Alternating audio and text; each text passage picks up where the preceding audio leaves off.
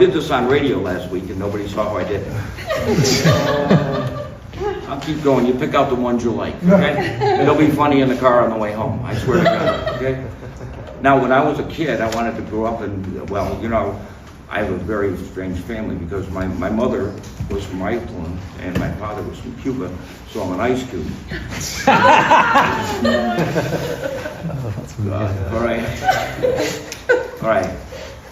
The reason I'm doing magic is because I was too nervous to steal. Now, when I was, the other day I was walking down the street and they had one of those con men that was standing on the street and the guy had 3 cards. He said, listen, I'm going to have you help me out. I said, what is that? He says, I have a red card. I said, yeah. He says, I have another red card. Let me get rid of that one. Another red card. He says, I have a blue card. He told me to keep track of the blue one because every time I did, I would win $1, and every time I didn't, I would lose $1. And when he was talking, he did that fast. He said, where's the blue card? I says, it's on the bottom. I said, he says, no, it's not on the bottom. I said, well, if it's not on the bottom, it has to be on the top. He says, no, it's not on the top. I said, well, then it has to be in the middle.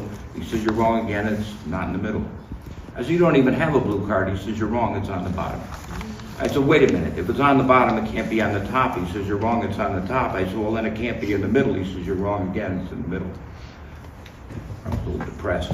I said, I think you have more than 3 cards. He says, 1, 2, 3. He says, you're out $7.